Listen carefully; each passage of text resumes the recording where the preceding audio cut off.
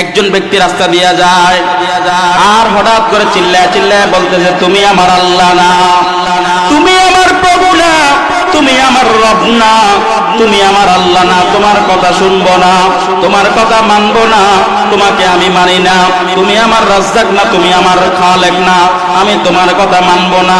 লোকেরা যখন দেখলো এই বেচারা রাস্তা দিয়ে হাঁটিয়া হাঁটিয়া কুফরি কথাবার্তা বলতেছে, দরিয়া কাজী সাহেবের কাছে নিয়ে গেল। ও কাজী সাহেব, এই বান্দাটা আল্লাহর বিরুদ্ধে কথা বলতেছে, বলতেছে তুমি আমার আল্লাহ না, আমি তোমারে মানবো না, তুমি আমার আল্লাহ না, আমি তোমাকে মানবো না, তোমার কথা শুনবো না, তোমার কথা মতো আমল করবো না। কাজী সাহেব যখন ফাঁসির কাস্টে ঝুলাইয়া দিল, বলে তোমার শেষ কথা কি আছে বলো। ডাক দিয়া বলে, কাজী সাহেব, আপনি আজকে আমার এই ফাঁসির কাস্টে ঝুলাইয়া দিলেন, কিন্তু কেন আমি বললাম তুমি আমার আল্লাহ না, তুমি আমার মালিক না, তুমি আমার খালেক না, কেন আমি বললাম আপনি তো জানেন না, কেন কেন বলো, কেন বললাম। বলে, ও কাজী সাহেব, রাস্তা দিয়ে যখন যাইতেছিলাম আমার পাশ দিয়া সুন্দরী একটা নারী, সুন্দরী একটা রমণী হেঁটে যাইতেছিল, শয়তান আমার ভিতর থেকে কুমন্ত্রণা দেওয়া আরম্ভ করে দিল। আমারে বলে তাকাও না, একবার তাকাও না, তোমার এখনো যৌবনটা টকবক করতেছে, একবার তাকাইলে কি হবে, একবার তাকাও, সমস্যা হবে না।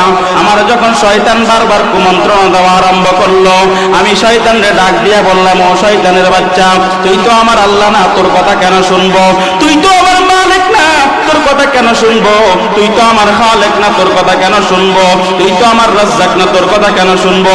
আমার যে মালিক, আমার যে আহকামুল হাকিমিন রব্বুল আলামিন আমারে বানাইলো, আমারে সৃষ্টি করলো, আমার আল্লাহ বলে দিল এই বেগানার দিকে তাকানো যাবে না, আমি আমার ওই আল্লাহর কথা মানবো, তুই শয়তানের কথা আমি মানবো না।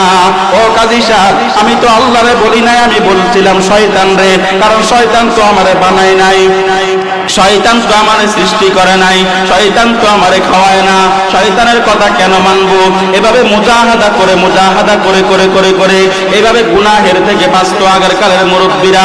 ও আমার কলিজার টুকরা ভাইয়েরা, ও আমার বাবার বয়সী মুরব্বীরা, ভালো করে খেয়াল করেন গো বাবা, জীবনে যতগুলো গুনাহ করলাম, আজকে মাহফিল থেকে ওয়াদা করে যান আর কখনো নফস শয়তানের ধোঁকায় পড়িয়া গুনাহ করব না। যদিও গুনাহ করি সাথে সাথে তাওবা করিয়া আল্লাহর দরবারে ক্ষমা চেয়ে নিব, আল্লাহর দরবারে তাওবা করব। আল্লাহ রাব্বুল আলামিন বলে, বান্দারে তুমি যতগুলা গুনাহ করলা, তোমার এই গুনাহগুলা তো সবগুলা লেখা হয়ে গেছে, সবগুলার জন্য সাক্ষী দাঁড়ায় গেছে, কেমনে মুছবা জানানি, আমি আল্লাহর কাছে সেই অপশন আছে, আমি আল্লাহর কাছে সেই অপশন আছে। দুনিয়ার মধ্যে কম্পিউটারে আপনি অনেকগুলা ফোল্ডার জমা করলেন, একেবারে সবগুলা ফোল্ডারকে মার্ক করিয়া একসাথে করিয়া আপনার ডিলেট একটা অপশন আছে, ওই অপশনে গিয়া যদি একবার টিপ দেন একটা ফোল্ডার থাকবে, কথা বলে না, একটা ফোল্ডার থাকবে। আল্লাহ বলে ওই ডিলেট নামক একটা ফোল্ডার আমি আল্লাহর কাছেও আছে। বান্দা, সারা জীবন গুনাহ করলা, তোমার বিরুদ্ধে কয়েকটা সহিফা লেখা হয়ে গেছে, সব কিছু লেখা হয়ে গেছে, কিন্তু আমি আল্লাহর দরবারে একবার শুধু তাওবা কর, তাওবার দরজা খোলা রাখছি বান্দা, তাওবা কর, দেখবি তোর সবগুলা খাতার মধ্যে ডিলেট অপশনে টিপ দিয়া আমি আল্লাহ সব মাফ করে দিব। সুবহানাল্লাহ। কারণ আল্লাহ রাব্বুল আলামিন কোরআনের মধ্যে বলেন, ইন্নাল্লাহা ইউহিব্বুত তাওয়াবিন। আল্লাহ রাব্বুল আলামিন বলে, বান্দা, যেই ব্যক্তি গুনাহ করার পরে আমি আল্লাহর কাছে তওবা করে, আমি আল্লাহ ওই বান্দারে বেশি ভালোবাসি। বান্দা জিন্দেগিতে কোনোদিন গুনাহ করো নাই, কিন্তু আরেক ব্যক্তি জিন্দেগিতে অনেকবার গুনাহ করলো, আল্লাহর দরবারে মাফ চাইলো, আল্লাহ বলে যে ব্যক্তি জিন্দেগিতে গুনাহ করে না, আমি আল্লাহ এই ব্যক্তির চাইতে ওই ব্যক্তিরে বেশি ভালোবাসি, যে নফস শয়তানের ধোঁকায় পড়িয়া গুনাহ করলো, আবার আমি আল্লাহর কাছে মাফ চাইলো। মা সরমান ইস্তাগফারা ওয়া ইনাদা ফিল ইয়াউমি 70 মাররা। মিশকাত শরীফের হাদিস, আল্লাহর হাবিব বলে, বান্দারে জিন্দেগির মধ্যে গুনাহ করিয়া দৈনন্দিন যদি 70টা গুনাহ তুমি করো, একই দিনে একই গুনাহ 70 বার করলা, আমার আল্লাহর দরবারে যদি একবার বলো আল্লাহ, আমার আল্লাহর দরবারে একবার যদি ডাক দাও আল্লাহ, না বুঝে গুনাহ করলাম, নফস শয়তানের ধোঁকায় পড়িয়া গুনাহ করলাম, আল্লাহ তুমি মাফ করিয়া দাও।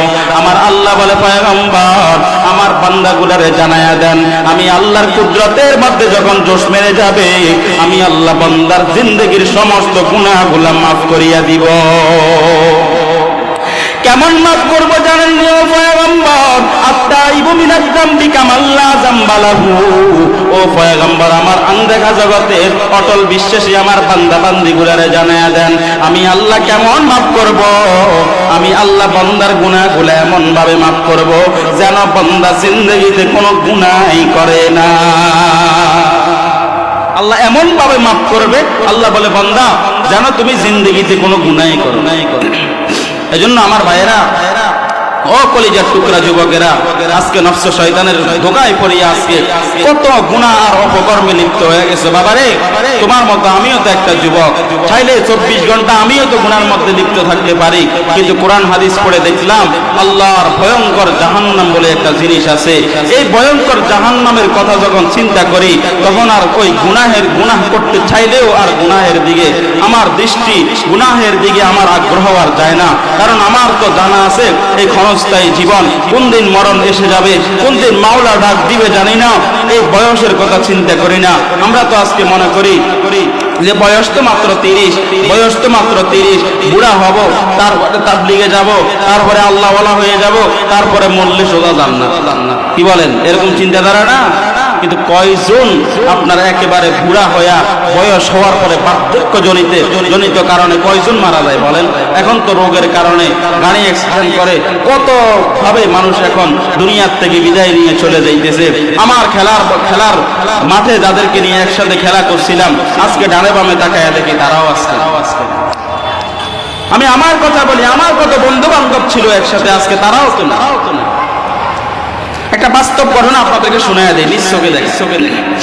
আমার ফেনী জুমা মসজিদ এলাকার মধ্যে একজন ব্যক্তি ছিল, খুব মহব্বত করতো, পিকআপ চালাই, পিকআপ গাড়িগুলো আছে, এই গাড়িগুলো চালাই, খুবই মহব্বত করতো। এই বেচারা একদিন সকালে, কয়েক মাস আগের কথা, সকালবেলা 8টা বাজে গাড়ির দিকে রওনা দিল, গাড়িতে যাবে। তো লালপুল বাজারের উপরে গাড়িগুলা তারা সবগুলা জমা করে সেখানে। তো বাজারের উপরে আসলো, গাড়িতে উঠবে, গাড়ি চালাবে। তো পিছন থেকে আরেকজন ভাই ডাক দিয়া বলতেছে যে ভাইজান গাড়িটা একটু সামনে নেন, আমারটা বাহির করুন। তো এই বেচারা গাড়ি সামনে নেওয়ার জন্য গাড়িতে উঠলো। উঠার পরে গাড়ির ভিতরে চাবিটাও দিল। এই অবস্থায় দুনিয়ার থেকে বিদায় নিয়ে চলে গেছে। পিছনের ব্যক্তিটা ডাক দিতে বলতেছে, জামাল ভাই আপনি গাড়িটা সামনে নেন, আমার গাড়িটা বাহির করতে হবে, তাড়াতাড়ি যেতে হবে। কয়েকবার বলা শেষ, কোনো খবর নাই। সামনে গিয়া দেখে চাবি গাড়ির ভিতরে দেওয়া শেষ, কিন্তু এই জামালউদ্দিন আর দুনিয়ার মধ্যে না। মেরে দোস্ত, এই যে নিজের চোখে দেখা বাস্তব ঘটনা আপনাদের সামনে শেয়ার করলাম আজকে। কোন দিন, কোন সময়, কোন মুহূর্তে তাওবা করার সময় পাবেন না। এজন্য যখনই গুনাহ হবে, আল্লাহ বলে, নবী আমি গুনাহের দরজা খোলা রাখলাম আমার বান্দাদের জন্য। আমার বান্দা যদি একবার আমি আল্লাহর কাছে তাওবা করে, জিন্দেগির গুনাহগুলো সব মাফ করে দিই। এজন্য মেরে মুহতারাম, আল্লাহর কোরআনের সাথে সম্পর্ক রেখে, এই দ্বীনি মাদ্রাসার সাথে সম্পর্ক রেখে যদি চলতে পারি, দেখবেন আপনার জীবন পরিবর্তন হয়ে যাবে।